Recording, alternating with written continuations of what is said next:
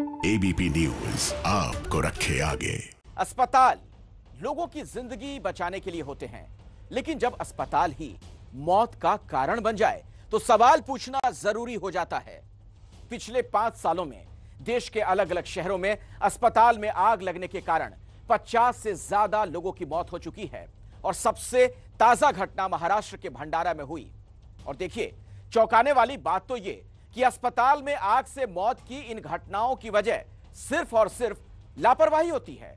Indian journal of community medicine ने भारत के अस्पतालों में आग लगने की घटनाओं की स्टडी की तो पता चला कि ज्यादातर मामलों में आग शॉर्ट सर्किट की वजह से लगी। और शॉर्ट सर्किट इसलिए होता है क्योंकि इन अस्पतालों में बिजली का कनेक्शन और वायरिंग नियमों को ताक पर रखकर की जाती है। यही नहीं, ज्यादातर सरकारी अस्पतालों में आग से निपटने के लिए जरूरी सुरक्षा व्यवस्था भी नहीं होती। इसीलिए आज हमने महाराष्ट्र के कुछ सरकारी अस्पतालों का रियलिटी चेक किया। सच क्या है, आपको दिखाते हैं ये रिपोर्ट।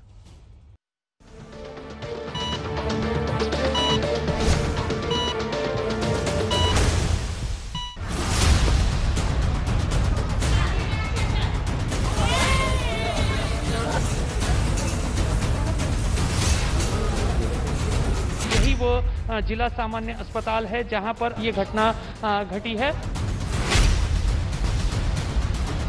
सर हमेशा लापरवाही चलती है, कोई मरे जाए कुछ नहीं। मेरी भी लड़की मर गई है, वो भी आईसीयू में है। ये घटना हमको 2 बजे मालूम पड़ी कि आग लगी है। महाराष्ट्र के भंडारा में जिस दर्दनाक हादसे ने 10 मासूमों की जान ले ली, उसका जिम्मेदार कौन था?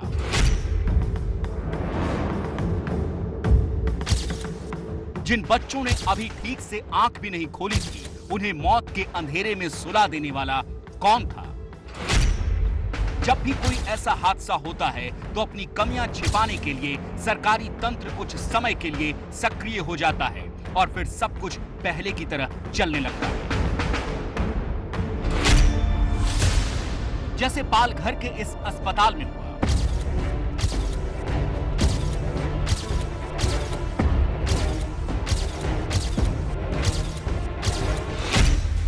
सिर्फ 5 दिन पहले महाराष्ट्र के भंडारा जिले के सरकारी अस्पताल में बच्चों के वार्ड में लगी आग ने 10 जिंदगियां छीन ली।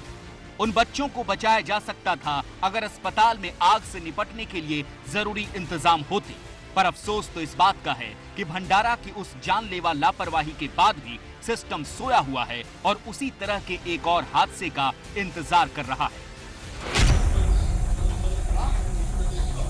ये तस्वीरें पालघर के कासा सरकारी अस्पताल की हैं। 50 बिस्तरों वाला ये अस्पताल 4 तहसीलों के बीच अकेला सरकारी अस्पताल है।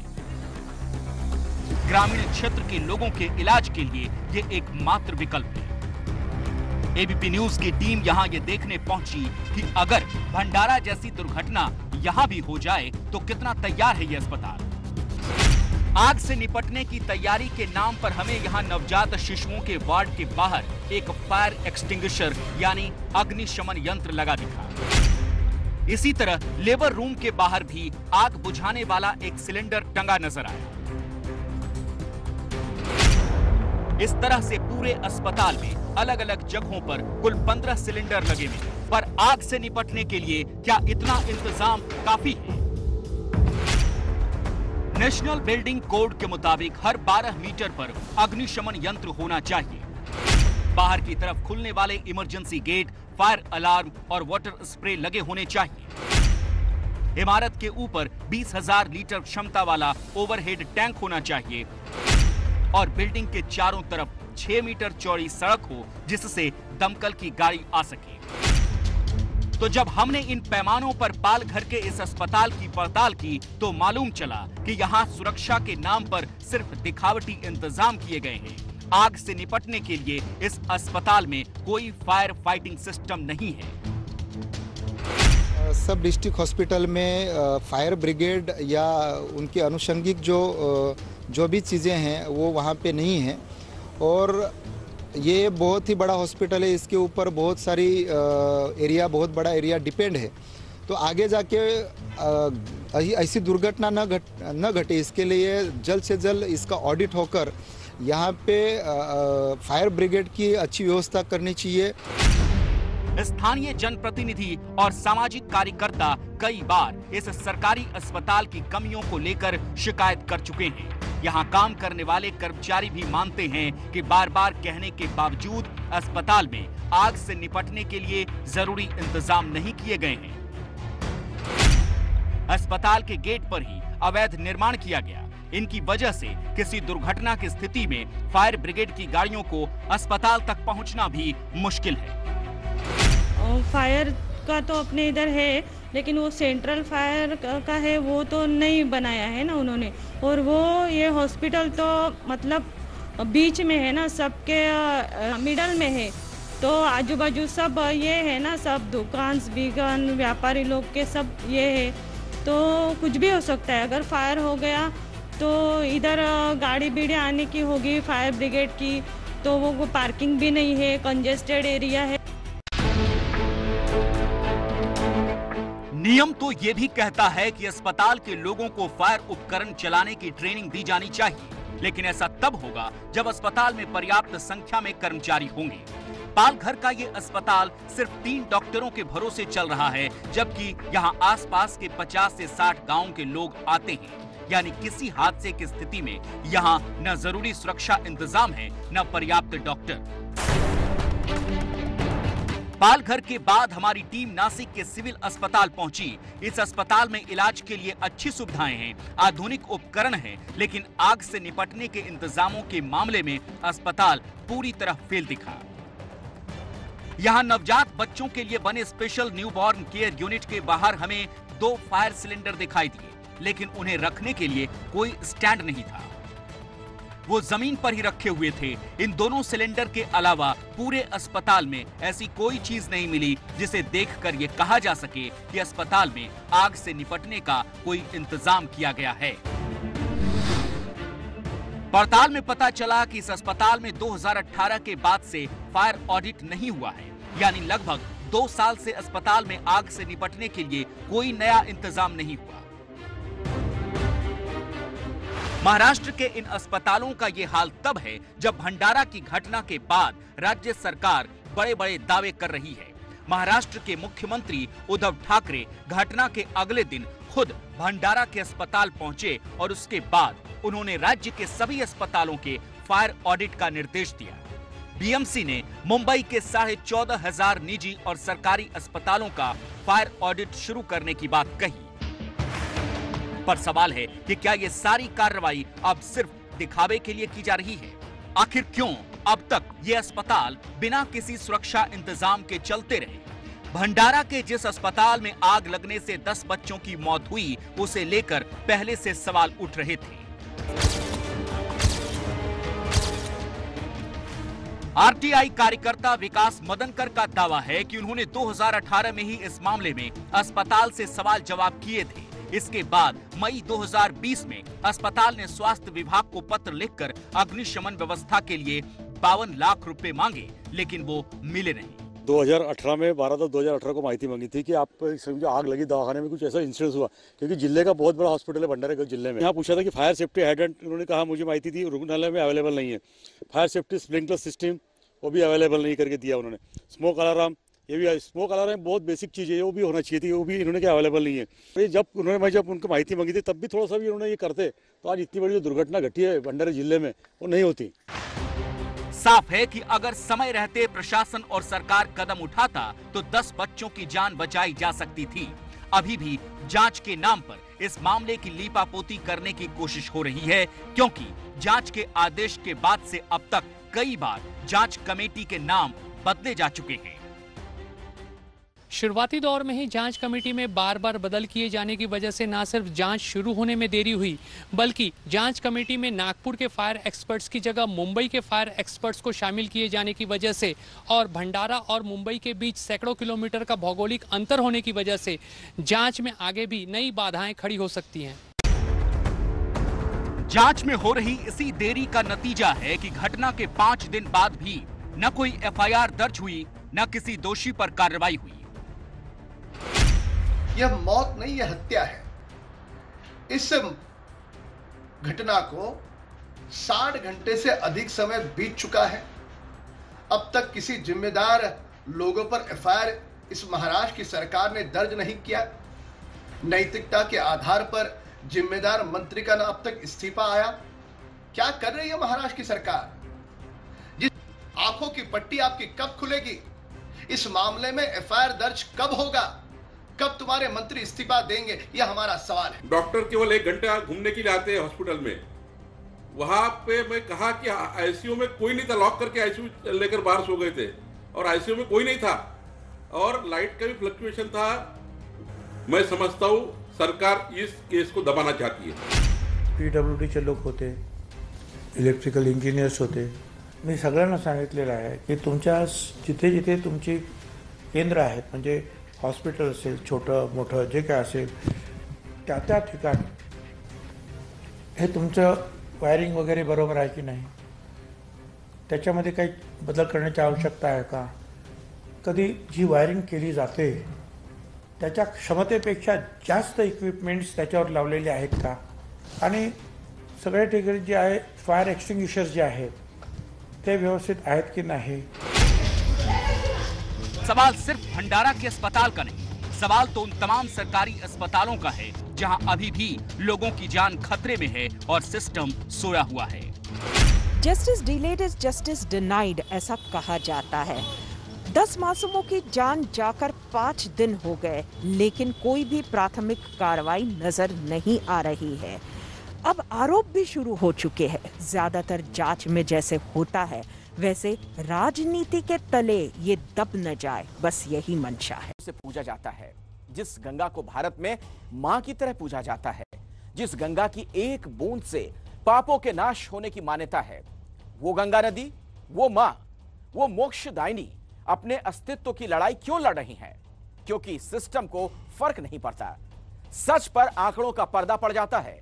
आज आपको निर्मल गंगा को अपवित्र बनाने वाले ऐसे ही सिस्टम की घंटी बजानी है।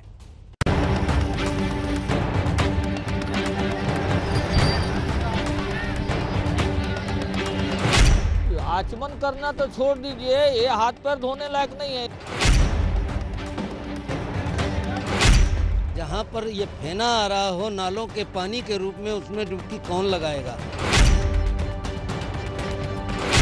हमें पीड़ा है, हमें कष्ट है और हमें वेदना है कि माँ गंगा कैसे मैली हो रही है।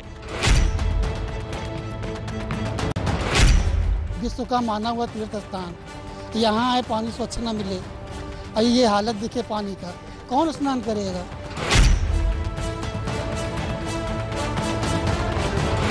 जहाँ गंगा जल ही न हो वहाँ डुबकी का सवाल ही क्या उठता है? निर्मल गंगा क्यों इतनी मलिन हो गई कि साधु संत और श्रद्धालु इसके पानी में डुबकी लगाने से भी कतरा रहे हैं। ये इतनी पीड़ादायक है जैसे किसी का गला दबा करके किसी को जो है कहा जाए कि तुमको कैसा लग रहा है, उसी तरीके का ये आभास हो रहा है कि गंगा जी को देख करके लग रहा है कि मेरा गला भी दबाया जा रहा है और ये पूछा जाए कि आपको यहाँ कैसा लग रहा है। कौन है जो आस्था का गला घोंट रहा है? जवाब है लापरवाह और सुस्त सिस्टम, जिसे ये मटमैली गंगा एकदम साफ दिख रही है।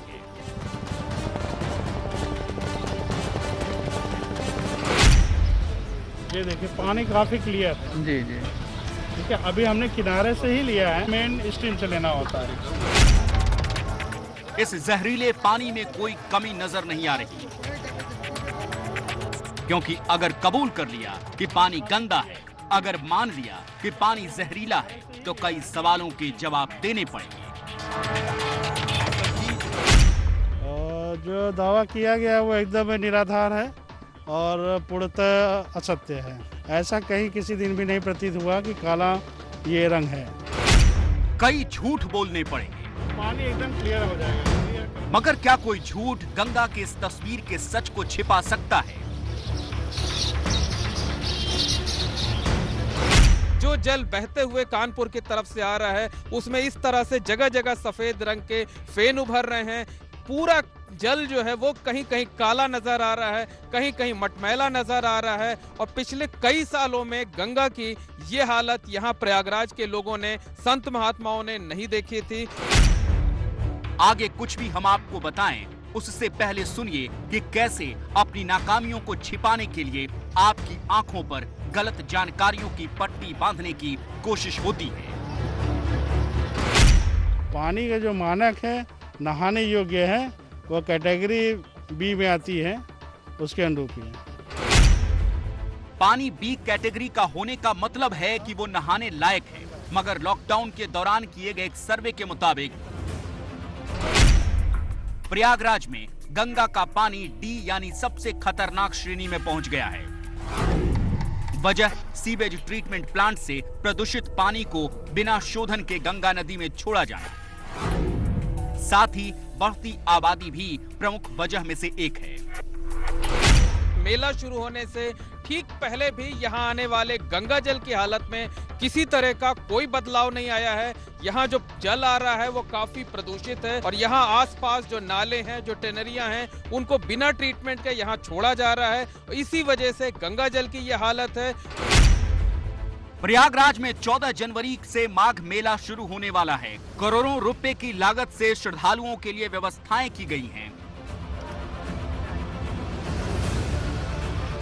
मगर गंगा के पानी को निर्मल बनाने के लिए कुछ नहीं किया गया। इसीलिए भक्तों की नजर में सिस्टम की ये लापरवाही मां गंगा को धीमी मौत दे रही है। जिनके पास में इसका दायित्व है वो अपने दायित्व का सही रूप से निर्वहन नहीं कर रहे हैं। यदि उनके द्वारा सही रूप से निर्वहन किया जाए तो यहाँ पर शुद्ध निर्मल अविरल गंगा प्राप्त हो सकती है। डुबकी लगाएंगे कहाँ? ये तो गंगा जल स्नान करने लायक नहीं है, तो क्या डुबकी लगाएंगे? इसमें डुबकी क्या लगाएंगे ना। एक तो गंगा जल ही साफ नहीं है, गंगा जल में तो ये सब नाले का पानी है, बिल्कुल एकदम प्योर नाले का पानी आ रहा है। जितने सीवरेज है पानी डाल रहे हैं ये गुस्सा और नाराजगी वाजिब है, क्योंकि गाजीपुर में गंगा नदी में 33 नाले गिरते हैं, वाराणसी में 10 और प्रयागराज में 32 नाले सीधे गंगा नदी में गिरते हैं। गंगा नदी को प्रदूषित करने वाले इन स्रोतों को रोकने और बाकी कदम उठाने की जिम्मेदारी जिन्हें मिली है, वो पीएमओ और यूपी सरकार के दखल के बाद हरकत में आए तो आंकड़ों और तकनीकी तामझाम से सच की लीपापोती में लग गए।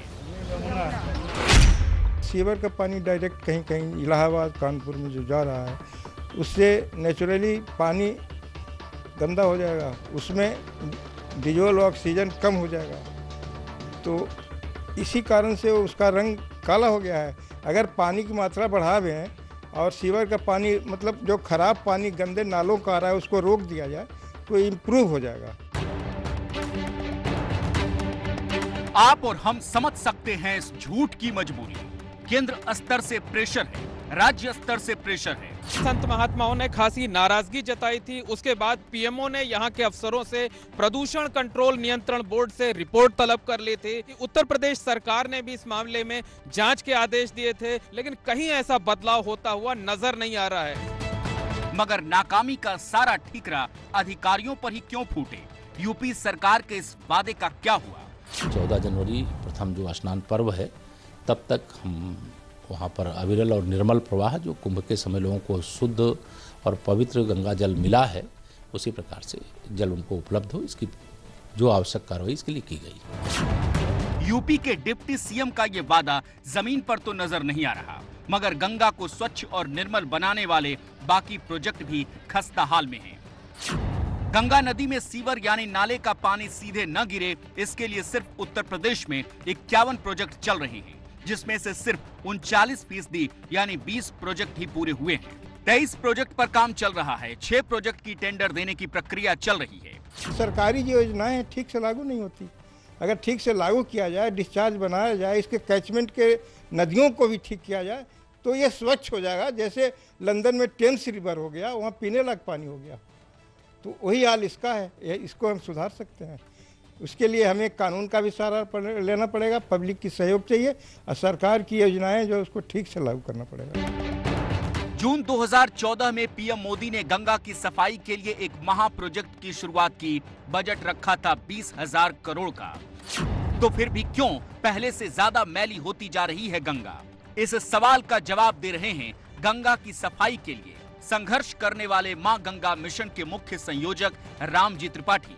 काली नदी का पानी, कारखानों का पानी जो कोरोना काल में बंद हुआ था वो सब छोड़ दिया गया है, और जिसमें कि शुगर मिल का पानी भी जुड़ा हुआ है। लेकिन प्रदूषण के अधिकारी किसी प्रकार की उनको चिंता नहीं है, केवल उगाही कर रहे हैं और हमारे हाई कोर्ट के न्यायालय का भी पालन नहीं कर रहे हैं। 2019 में यूपी पॉल्यूशन कंट्रोल बोर्ड के एक सर्वे के मुताबिक कानपुर, वाराणसी, गाजीपुर, कौशाम्बी और प्रयागराज में गंगा के पानी में फेकल कॉलीफॉर्म नाम का बैक्टीरिया सुरक्षित स्तर से कई 100 गुना ज्यादा मात्रा में पाया गया था।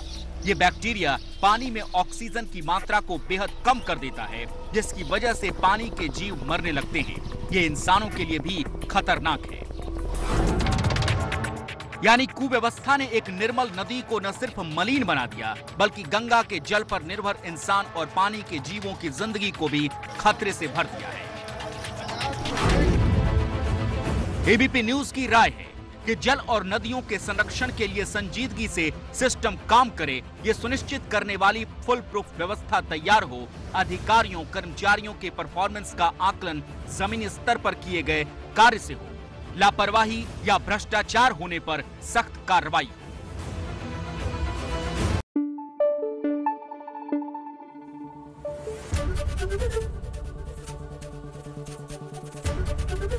एबीपी न्यूज आपको रखे आगे।